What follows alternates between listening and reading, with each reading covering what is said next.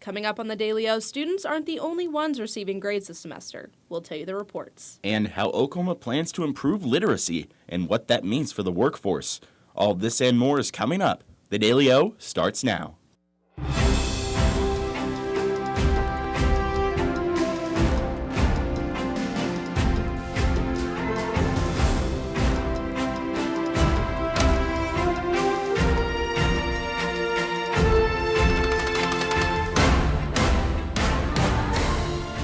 Good evening and welcome to the Tuesday edition of the Daily O. I'm Reagan Downs. And I'm Chance Annis. We're glad you're with us. Many students are awaiting their final grades, but they're not the only ones receiving them this time of year. The Oklahoma State Department of Education has released the 2025 Public School Report Card, which is measuring how well schools improved on a number of factors compared to 2024. The annual report provides a statewide snapshot of how public schools are performing and how students are doing in terms of academic performance, growth, and opportunity. The OSDE said that while 3 fewer schools received an F grade than in 2024, overall grades declined slightly, with more schools earning Ds. While there were declines, the report card shows improvements in certain areas. 56% of students demonstrated growth, up 3% from last year. The graduation rate rose to 82.2% for the class of 2024. The full report and individual school results are available at the state's website, oklaschools.com. Oklahoma's largest business organization is calling for sweeping changes to help the state climb out of the bottom of national education and workforce rankings. The State Chamber of Oklahoma is promoting its Oklahoma Competes plan, a long-term strategy modeled after Mississippi's well-known literacy turnaround. The Chamber's plan leans heavily on what is known as the Mississippi Miracle, a package of literacy policies and instructional support that helped Mississippi rise from last in reading to near the top over a 12-year span. Beyond literacy, the initiative calls for doubling statewide apprenticeships and expanding manufacturing and career training to meet industry demand. Leaders say Oklahoma could improve faster than Mississippi did if the state adopts reforms and sticks with them across administrations. Lawmakers from both parties agree that long-term funding, teacher support, and consistent implementation will shape whether the plan succeeds. The Oklahoma National Guard prepares for deployment in D.C. as part of the D.C. Safe and Beautiful mission. Friends, family, and Oklahoma National Guard leaders gathered Monday in Mustang for a ceremony held for the Task Force Thunder as they prepare to depart for Washington, D.C. The mobilization comes after Governor Kevin Stitt authorized them to volunteer for the mission. That mission is scheduled to last for approximately 90 days and falls under the direction of Joint Task Force D.C. President Donald Trump has armed the National Guard in Washington, D.C. amid his initiative to address crime in the capital. Oklahoma joins 9 other states that have agreed to activate their Guard troops, including Alabama, Georgia, and Tennessee. The deployment comes just 2 days after 2 service members were shot near the White House. Today warmed up, but what can we expect this evening? Bridget Nye joins us in the Weather Center with the latest. Bridget? Thanks, Reagan. Hey there, Cowboys. Let's check out that Tuesday forecast. Starting out with our temperature, we're looking at 45 degrees with our winds coming in from the southeast. Now, if you were like me, you did have to scrape off a little bit of ice this morning before class, but it won't be sticking around with our sunny skies returning. That's it for me. Back to you guys. All right, Bridget. When we return, the holiday season is in full swing. We'll show you some ways to light up your season. And the importance of a finance specialist for the upcoming holidays. The Daily O returns right after this.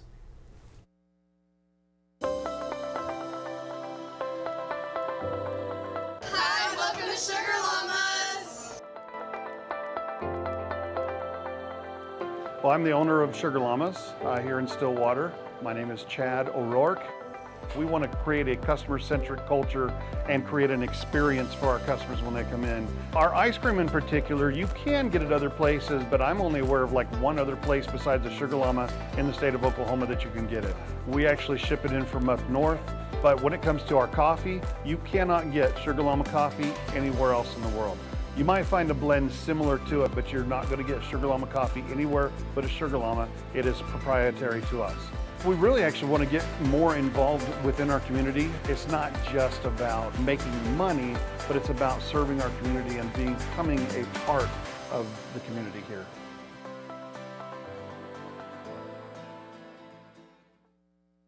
Ace in the Bowl Salsa started many, many years ago. I was trying to find a recipe to take to a family gathering, and so I started messing around with different recipes, and I took a little bit from here and a little bit from there, and I came up with a salsa that is truly unique.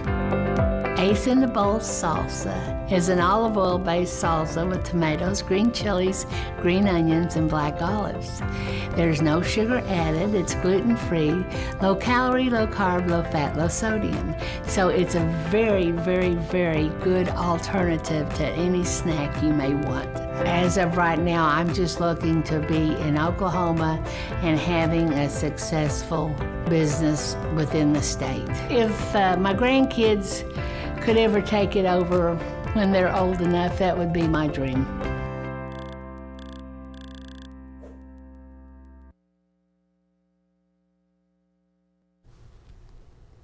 I don't know about you, but the cold weather has started getting me into the holiday spirit, and it's reflecting across the state through intricate light displays. Here in Stillwater, Lights on the Lake is back at Lake McMurtry. Every day until January 3rd from 6 to 9 p.m., you can take a drive around the lake for just $6 per vehicle. You can also experience the magic of the holiday season with a beautiful lighted drive through UConn's annual Christmas in the Park, which includes over 500 displays and millions of lights. You can go wild and fill your holiday season with OKC Zoo's Safari Lights, which features a light display showcasing wildlife-themed light sculptures. The drive-through admission is $60 to $78 per vehicle, or $14 to $18 per person if walking. In the name of the holiday spirit, Menya Wang, an Oklahoma State University Extension Finance Specialist, offers up some budgeting tips. One of these tips includes using cash instead of credit or even debit cards, which can lead to overspending. Wang also recommended withdrawing your available spending money and setting that as a hard limit. She said, "It's important to be strict with your budget for food, gifts, decorations, and get-togethers. An easy way to cut costs is to host potlucks to avoid bearing the brunt cost of meal costs." Wang also mentions it's never too early to start preparing for the next holiday season. She said, "Planning will make the next holiday season more budget-friendly. And remember, the season isn't about gifts. It's about creating lasting memories with family." With the weather swinging back and forth, it's hard to know what to look out for. Bridget is back in the Weather Center with what to watch out for. Bridget? Thanks, guys. Hey there, Cowboys. Let's check out that radar for this week. Starting out with tonight, we can see that with our skies, we're really not seeing anything. We have a little bit up in the Panhandle, but not really so much over here. As we continue on till early tomorrow morning, that Panhandle front is starting to move in, and we will have some cloud coverage for tomorrow. With tomorrow also in mind, we can see that by tomorrow night and by Thursday morning, we have some precipitation down in the southeast, but just some cloud coverage for Stillwater. What to look out for? We're going to have sunny skies, but those temperatures are still going to be very cold with our temperatures, but you'll find out in your 7-day forecast. With some clouds on the way will also help those winter temperatures stay cool. That's it for me. Back to you guys. We'll be on the lookout, Bridget. When we return, new questions arise regarding the September 2nd U.S. boat strike. And the deadlocked race in Honduras. We'll tell you how the U.S. is involved. The Daily O returns right after this. We would design something, it was set on the counter, and people was either, if enough of them said, you know, this isn't it, it never made to the line. Dad was excited that they're all original. They were all designed on Mom's kitchen table, and it gets in your blood after a while. We're very happy that Pamela and Michael have taken over the business and kept the family going. We took the business over in 2017. When we found that it was available, we wanted to keep the legacy of family alive, but it was also incredible products that deserved to be a part of Made in Oklahoma's story. We were a part of Made in Oklahoma years ago, so it kind of grew as Made in Oklahoma grew. Oklahoma is ingrained into our everything that we did. We've been here most of our life. That's what we entailed our whole business on, was the Oklahoma homegrown feeling. Deep Fork Foods started in 2014. We started off with our nut products, and now we produce everything from jarred products to cookie mixes and pancake mixes and dried products for people, as well as our spice blends. Now we produce over 168 different products for ourselves and about 20 to 30 other companies in Oklahoma. I'm Cindy Stewart. I'm one of the owners of Deep Fork Foods. We've gone from just making our own stuff and doing just small things to being able to co-pack and work with other companies and individuals within Oklahoma and across the United States as well. I'm just really thankful for the journey that we've had so far and really look forward to the future where we're taking Deep Fork Foods and being able to provide more value for Oklahoma and its economy, as well as all the people within the state.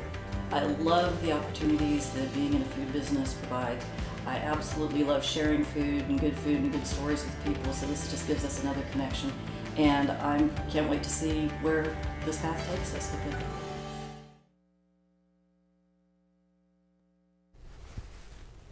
A major controversy is rocking Washington after reports that U.S. forces killed survivors of a September strike on a suspected drug smuggling boat in the Caribbean.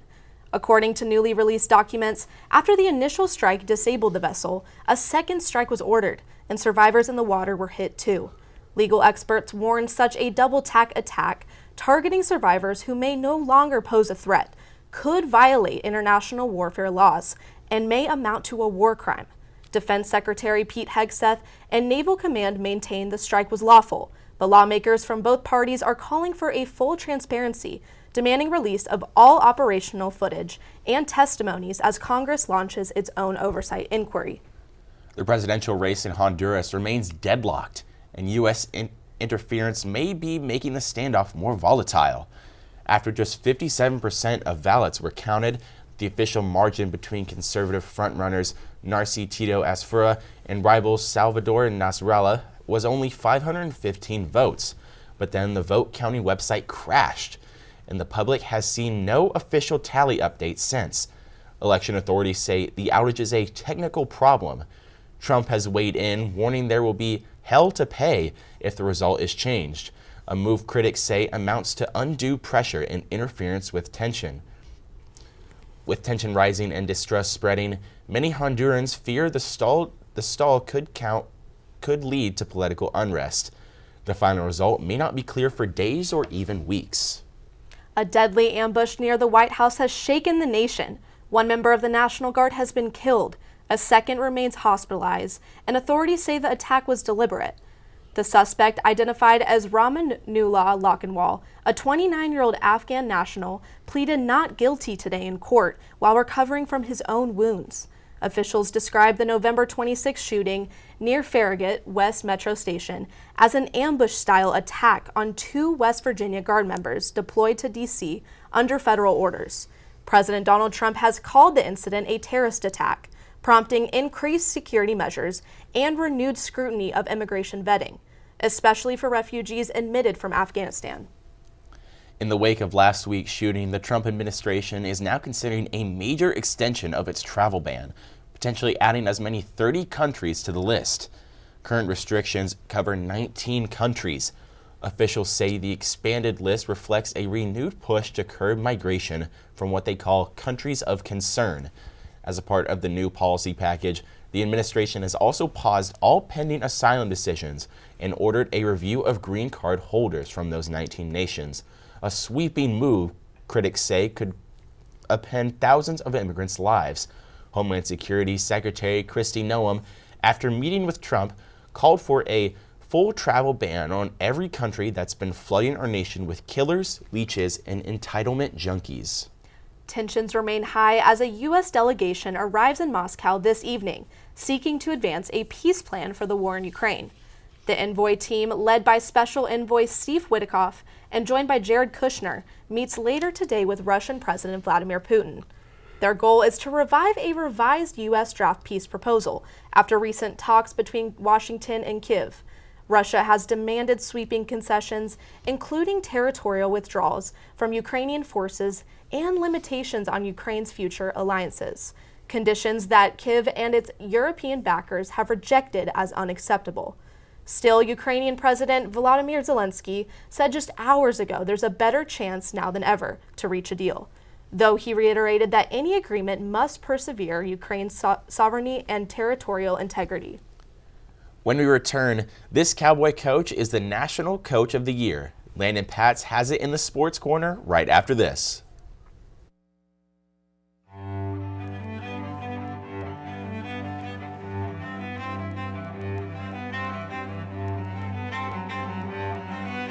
My name's Dennis Abernathy. Lived here since 1968, and I consider myself one of Stillwater's oldest original family jewelers. Here at Dennis the Jeweler, we're more about personal service. My father always told me that anybody can sell the jewelry, and what we're doing is completely different, learning to do the repair work. That is one thing that will keep your business alive, because anybody can sell it, but not anybody can fix it.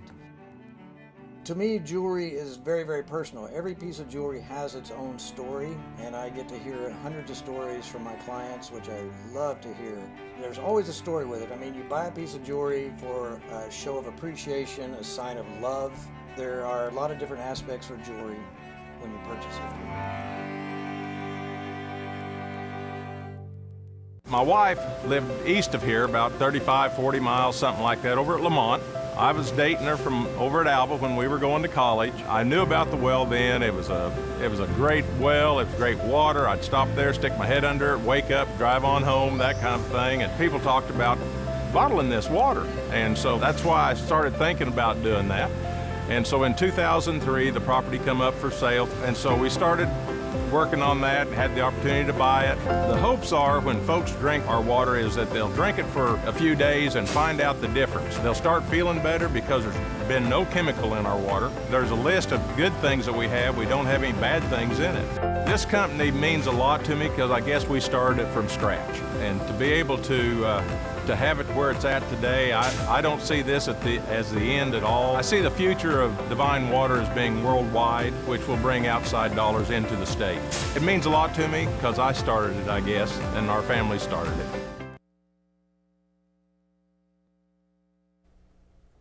Welcome back to the Daily O and welcome into the Sports Corner. For one final time, I'm Landon Pats. Thanks for joining in.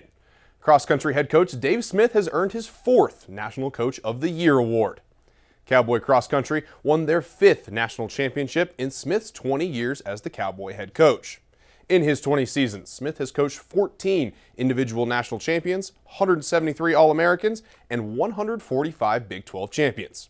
This season, his Pokes went on to add a Big 12 championship and the 6th national title in program history. His dominance across 20 years is hard to find in any sport, especially at one school.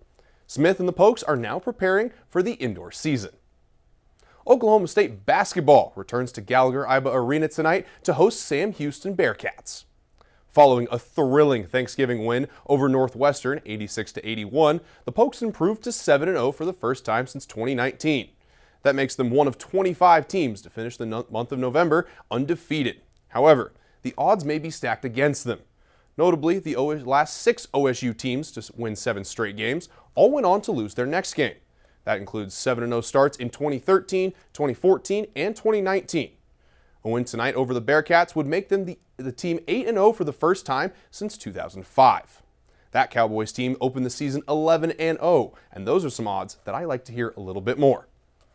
Moving over to the Diamond, former Cowgirl Rachel Becker goes to the Talons in the AUSL allocation draft. The 2025 AUSL champions picked Becker in the 3rd round as the 15th pick. Becker is an infielder who played at Oklahoma State in 2023. This past season, Becker played for the OKC Sparks. Becker and Lexi Kilfoyle, who was the first pick in league history, are the only 2 Cowgirl alumnae who are in the AUSL. Well, it's been exactly 1 week since Eric Morris was hired as Oklahoma State's next head football coach. But how did this happen? Who is he, and where has he been? Let's head across the studio and dig into the pages of the playbook a little bit more to break it down.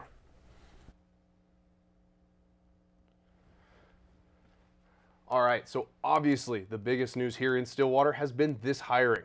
And it makes sense, the first new head coach in Stillwater in 21 years following the Mike Gundy era. Morris was one of the top candidates in all of college football. He's leading a dominant Mean Green and was getting calls from Stillwater to Fayetteville.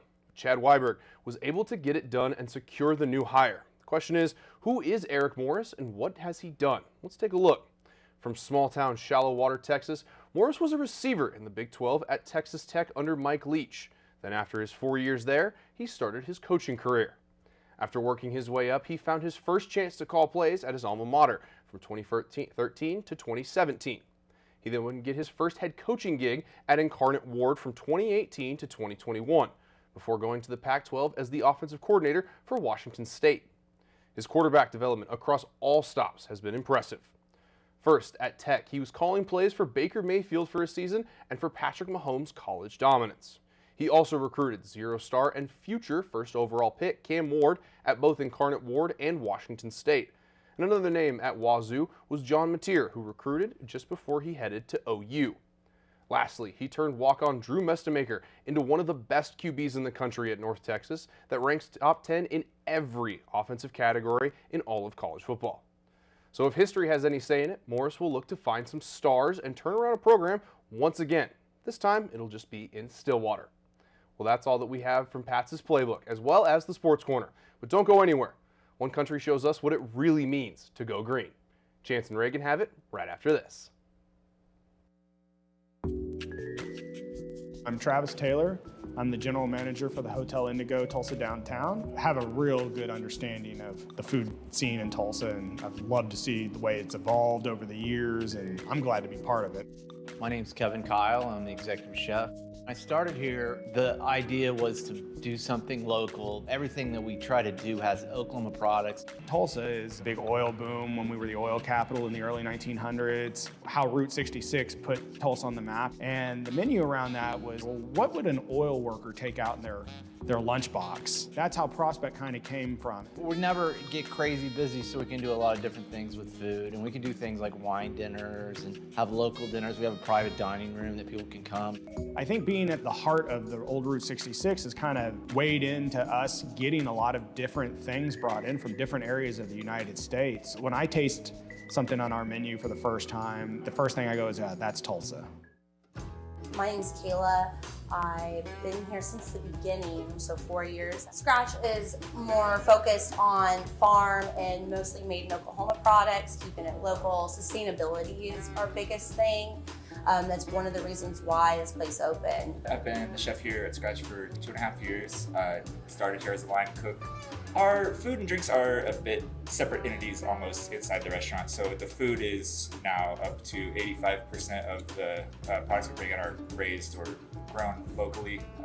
It's all based off of things that I grew up eating in southern Oklahoma, things my grandparents ate. About fresh food, clean food, organic food, sustainability, that's all of our thing. From front of house to back of house, we're able to maintain both with freshness. But made in Oklahoma means we get it straight from the farms that are 20, 30 minutes, another little county away. We get it straight from them.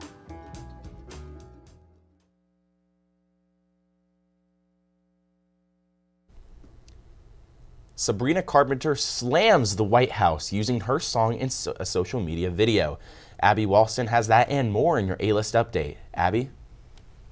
Yeah, Chance. Pop star Sabrina Carpenter responded to the White House after it posted a video using her song Juno. The video on the official X account of the White House featured a montage of clips appearing to show immigration and customs enforcement officers chasing down and handcuffing people. Carpenter wrote in response to this video, "This video is evil and disgusting. Do not ever involve me or my music to benefit your inhumane agenda." Avatar Fire and Ash has its first few screenings for press on Monday, and the early reaction suggests James Cameron can celebrate yet another box office billion-dollar hit. While official critic reviews for Fire and Ash are embargoed till closer to the film's December 19th release date, 20th Century Studios allowed press to release social media reactions to screenings this week. Many posts shared praise for the film, From its visuals to its immersive storytelling, the film marks the third installment in the multi-billion-dollar film and series, and comes just 3 years after the hit sequel. The film is set to be followed by Avatar 4 in 2029 and Avatar 5 in 2021. Well, that's all for your A-List update. Back to you guys at the desk. Beating out Scandinavia, Germany, and the Netherlands, Romania hits 94% recycling after launching the largest return plan in the world. The Romanian government's partnership with the logistics firm Returo has led to an incredible 94% collection rate of plastic, glass, and metal containers in just 2 years. The method is simple. Each retailer that sells products that comes in recyclable containers are given a tax credit for the cost of installing return infrastructure, like reverse vending machines. The customers are charged a deposit when buying these products that is returned with a few cents extra when they return the items. One study found that 90% of surveyed Romanians had used the system at least once. Make haste and get them while they're hot. It's National Fritters Day.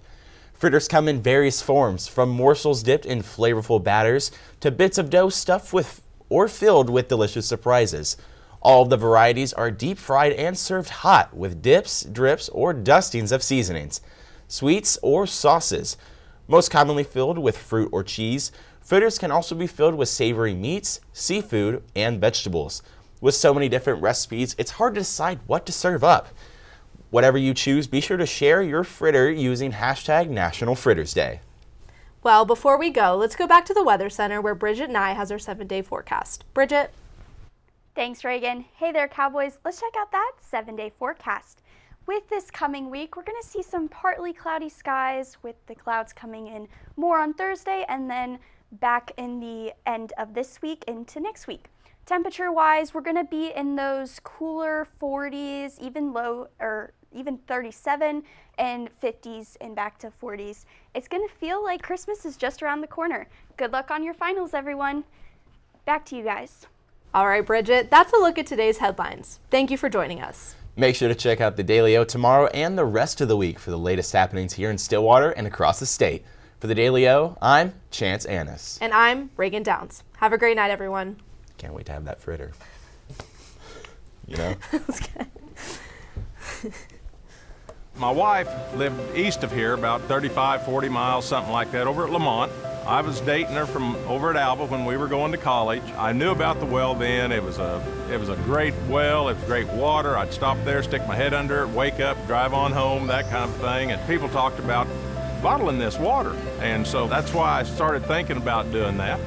And so in 2003, the property come up for sale. And so we started working on that, had the opportunity to buy it. The hopes are when folks drink our water is that they'll drink it for a few days and find out the difference. They'll start feeling better because there's been no chemical in our water. There's a list of good things that we have. We don't have any bad things in it. This company means a lot to me because I guess we started it from scratch. And to be able to have it where it's at today, I don't see this as the end at all. I see the future of Divine Water as being worldwide, which will bring outside dollars into the state.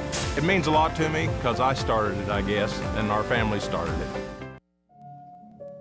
Thank you for coming to Stay and Play Pet Resort. This is where we can board your pet at any time for your convenience and make them feel at home. We have 5 different kennels for your pet. We have luxury suites that come with TV, camera, fireplace. The webcam is at your free. We have Kitty City where you can board your cat for multiple different prices. Stay and Play Pet Resort offers a free chauffeur service. If you go to Baker Animal Clinic, you can drop your pet off anywhere between 7:30 a.m. and no later than 8 a.m. Stay and Play Pet Resort offers a game day sports package. For $37, you can drop your dog off during the game day as early as 7:30 in the morning. Policy states you do not have to pick up your pet up until 1 hour after the game. At Stay and Play Pet Resort, we thrive to treat your best and give them the best at-home feeling.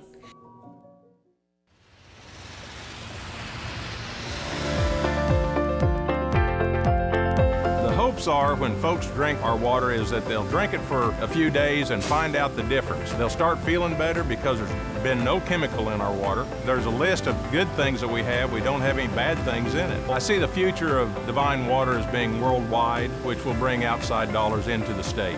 It means a lot to me because I started it, I guess, and our family started it.